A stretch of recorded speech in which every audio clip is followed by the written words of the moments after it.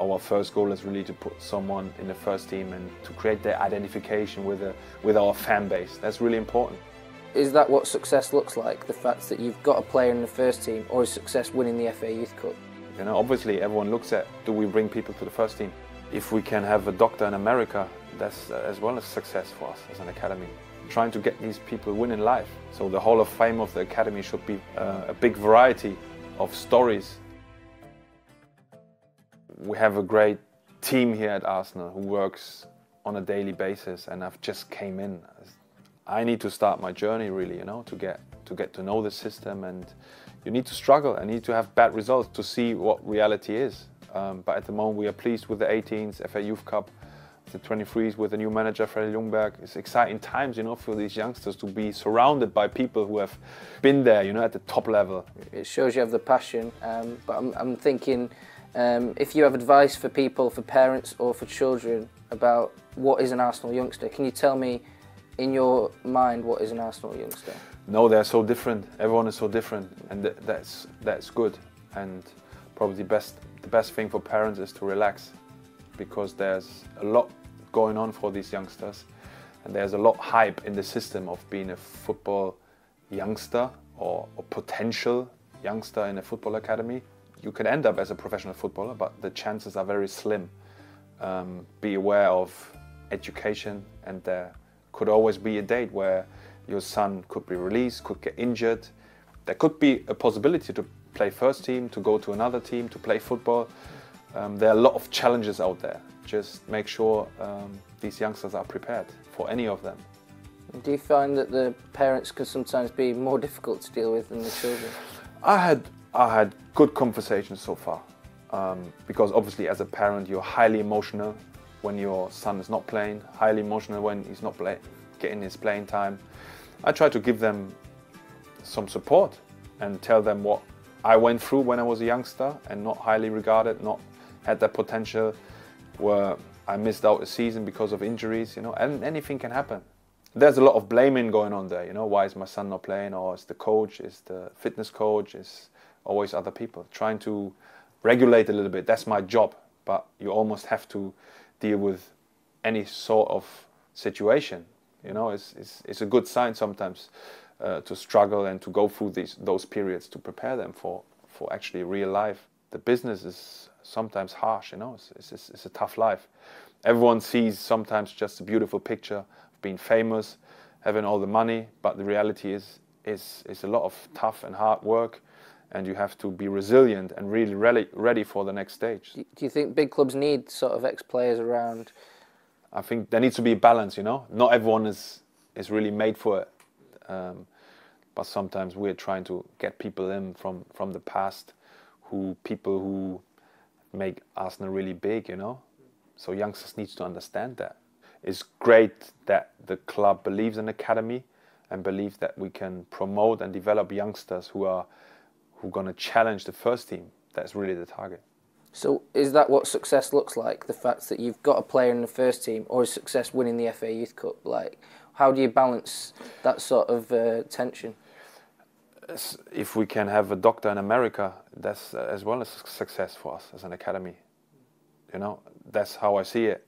If we get someone who doesn't make it in football but has a successful career in somewhere else in the world, that's as well as success. You know, I wouldn't measure it like that.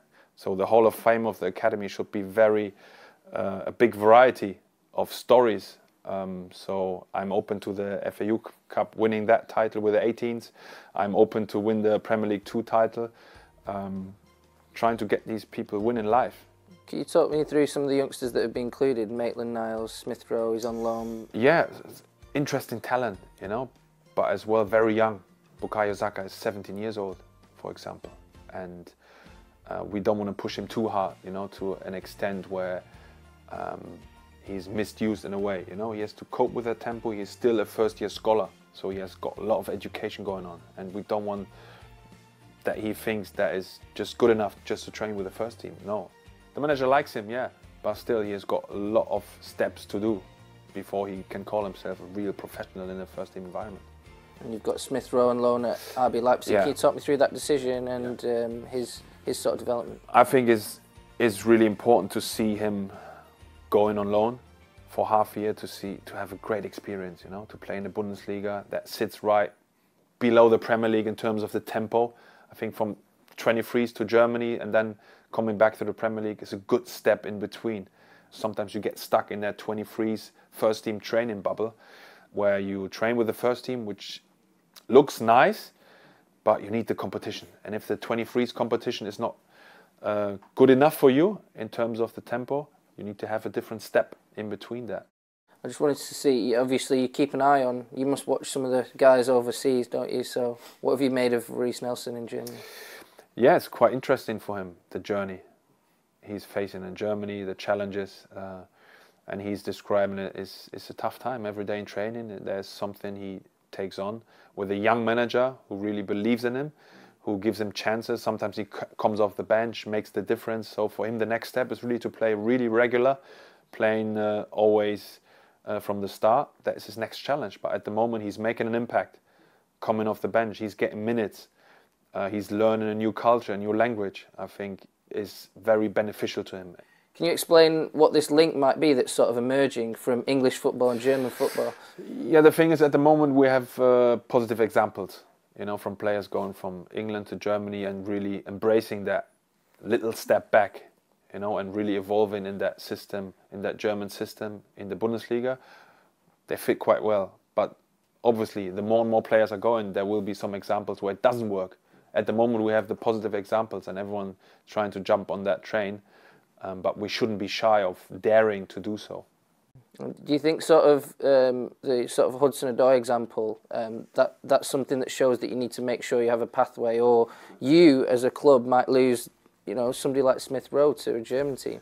Yeah, and that should be fine as well, because the more actually English players go on to another journey, it might help the national team, it might help that they come back at one stage. Not everyone is made for the pathway of in an English club. Maybe it's somewhere else for the benefit of him. Maybe you have to lose sometimes a player for a lot of money. He has not played regularly, but still there's always that decision to make. Is it because we think, oh, he could make it somewhere else, or do we really think he can make it here? So you've got to weigh all these options. So, but we're not shy, you know, to let players sometimes go when it's beneficial for their development.